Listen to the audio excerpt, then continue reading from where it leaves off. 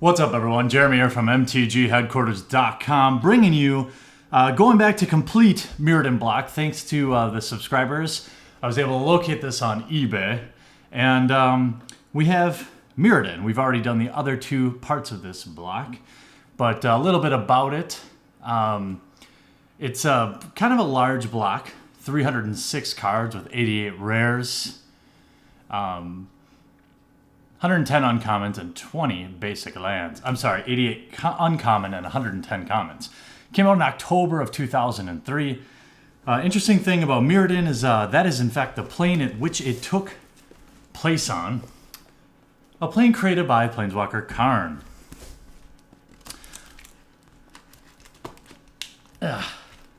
Also famously known for being affinity being overpowered. Ended up having a lot of cards banned or restricted in all major tournaments. Things like Disciple of the Vault and Artifact Lands, or Thirst for Knowledge. I do really enjoy the layout of these old fat packs. So you start off with a book. Let's put that aside. Some packs. Check out the, this might be my favorite set symbol on a dice anyway, a die. Pretty cool. Then we have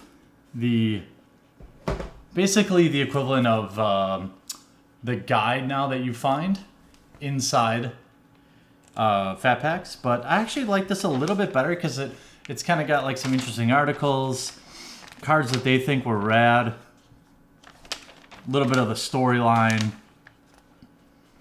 Do they still have the top 10? Yeah, top 10.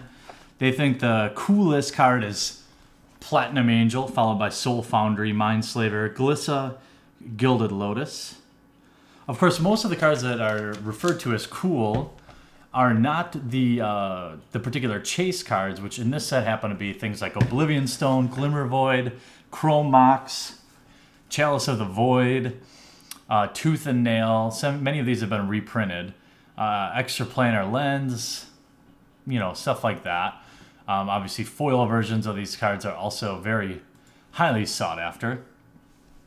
So the setting of Mirrodin was on Mirrodin, and its environments and inhabitants mix organic and metallic. Mirrodin is orbited by 4 satellites, or moons, as we may refer to them, which are called suns and moons interchangeably, that correspond to red, black, white, and blue. Green is noticeably absent. Glissa Sunseeker, the finest hunter, and perhaps the most skilled warrior of the elves, begins her story to find out why the monstrous levelers seek to destroy her. It is in this search for answers that we will begin to uncover the mysteries of Mirrodin. So let's take our packs out. Actually, let's look at the... So in fact, you get 30 booster packs and a tournament deck. I used to call them starter decks, which would contain a couple rares, bunch of uncommons, and some lands. I actually really like these.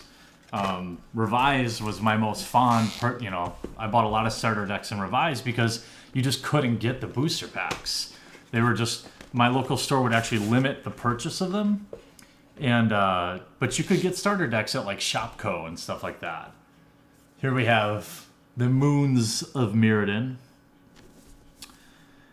where forests of metal claw the sky, where razor-sharp metallic grasses stretch across the plains, where vast oceans of quicksilver conceal predators awaiting the unwary. Across the harsh landscape, an orphaned elf must make her way, seeking the secrets of her past, daring the perils of her present, and she must tear aside the veil that hides the face of a hidden enemy whose power extends across all Mirrodin. Very cool. These books have been absolutely awesome. What do we want to start with? Let's start with the little promo card, and in fact, let's zoom in a little bit. I also got a really cool, interesting box in.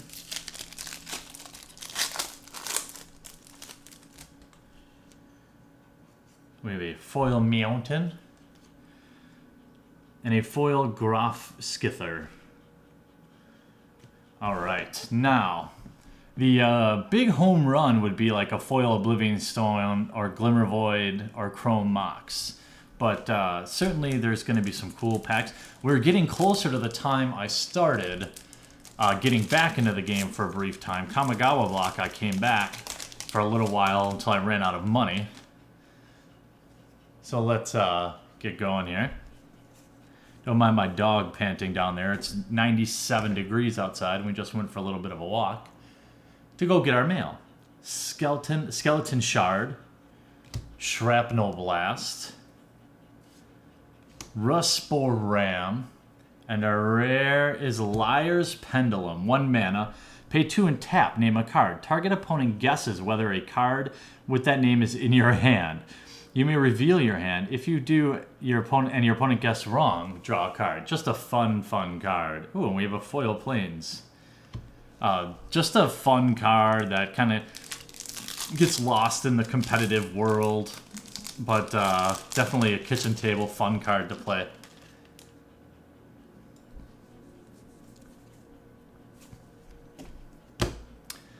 Mirrodin Shaman, Blood Scent, Golem Skin Gauntlets, and a Badalkin Archmage. 2 and 2 islands for an 0/2. Whenever you play an artifact spell, draw a card.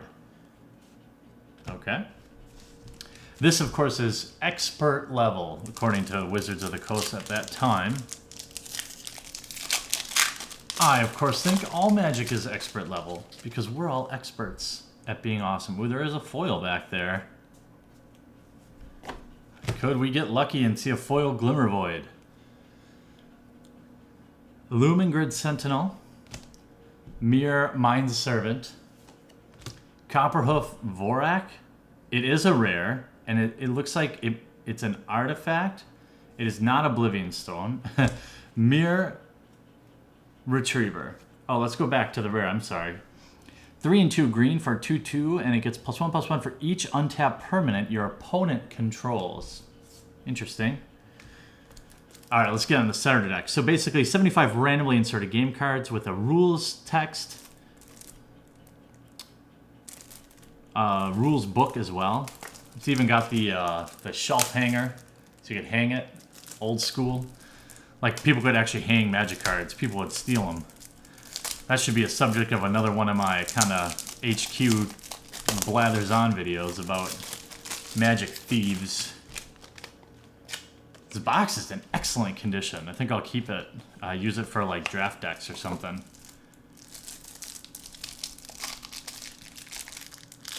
Interesting wrapper here. So we start with a foil Nim Shrieker on top. I don't know if that's intentional. I think, okay, so we have, whoops, lands. All very pretty. All right, we have a Loxodon Peacekeeper, 1 and a white for a 4/4. Oh boy. At the beginning of your upkeep, if the player with the lowest life total gains control of Loxodon Peacekeeper, if 2 or more players are tied, you choose one of them, and that player gains control of it. Interesting. We have Time Shifter, 5 mana. At the beginning of each player's upkeep, each player removes the top card of his or her library from the game. The player who removed the card with the highest converted mana cost takes an extra turn after this one. If 2 or more players are tied, repeat this process till the tie is broken. And the last rare we have is a Loxodon Mirror. 4 colorless, 2/2 Trampler. Tap an untapped artifact you control, and it gets +1/+1. So we have a little affinity craziness.